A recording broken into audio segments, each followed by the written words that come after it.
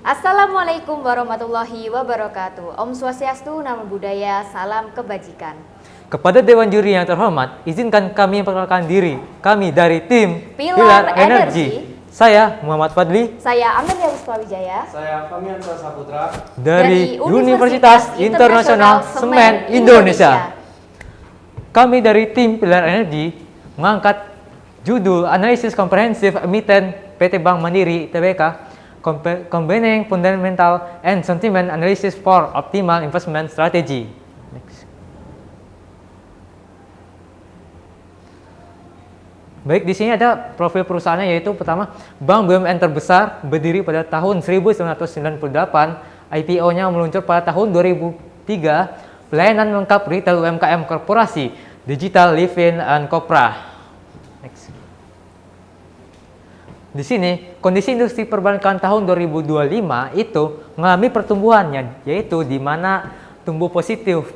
Kredit asetnya itu tumbuh pada 8,61%, sedangkan kreditnya tumbuh pada 6,17%, yaitu 8.315 triliun, sedangkan asetnya itu tumbuh pada 13.220 triliun. Nah, di sini analisis industri perbankan, yaitu Bank Mandiri itu tumbuh lebih jauh daripada industri perbankan umumnya, yaitu pada aset itu 16% lebih tinggi, sedangkan kredit Bank Mandiri itu lebih tinggi timbang dari industri perbankan umum lainnya.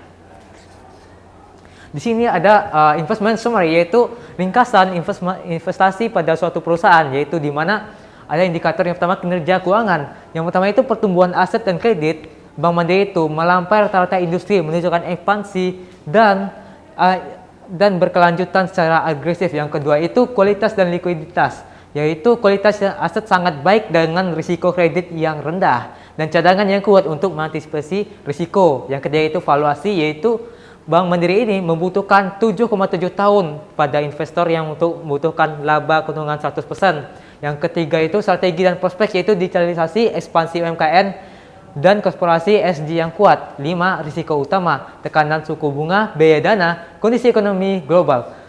Sehingga kesimpulannya itu Bank Mandiri itu, kami merekomendasikan Bank Mandiri itu untuk dibeli karena fundamentalnya sangat kuat, kinerja keuangannya sangat solid, valuasi murah, maka ini layak untuk investasi secara berkelanjutan.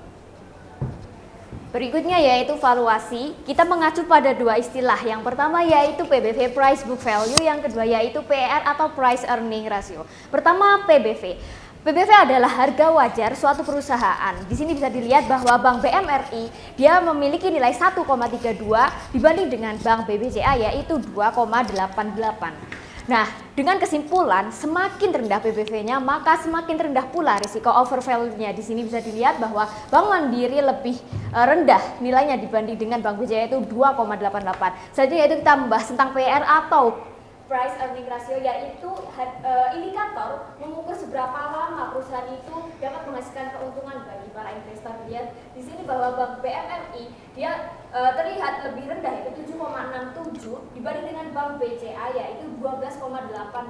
Yang dimana dengan kesimpulan semakin rendah maka semakin cepat perusahaan tersebut menghasilkan keuntungan. Berikutnya yaitu tentang finansial rasio. Perbandingan rasio keuangan Bank Mandiri dibandingkan dengan industri perbankan lainnya. Yang pertama yaitu kewajiban penyediaan modal minimal PMM. Di sini terlihat bahwa Bank Mandiri lebih rendah yaitu 19,36% dibanding dengan perbankan lainnya lebih tinggi yaitu 25,89%. Tapi di sisi lain Bank Mandiri lebih unggul dalam NPL, ROA, NIM, GOPO, LDR, yaitu menunjukkan dengan angka yang lebih signifikan dibandingkan dengan perbankan lainnya. Di sini ada risiko analisis, ada 3, yaitu yang pertama risiko operasional, yang kedua risiko pasar, yang ketiga risiko likuiditas. Risiko operasional ada 4 cara. Yang pertama itu mengendalikan identifikasi, penilaian, dan pemantauan. Dan risiko pasar memiliki 3 cara, yaitu unit front office, unit middle office, dan unit back office. Dan risiko likuiditas mempunyai 4 cara, yaitu yang pertama identifikasi, pengukuran, pemantauan, dan pengendalian. Dari ketiga pilar tersebut, Bank Mandiri mendapatkan peringkat tertinggi di Indonesia dan peringkat risiko ESG terbaik di ASEAN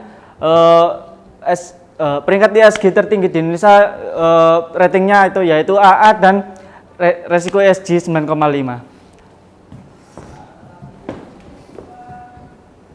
Kami dari tim Pilar Energi Universitas Internasional Semen Indonesia mengucapkan sekian, terima kasih.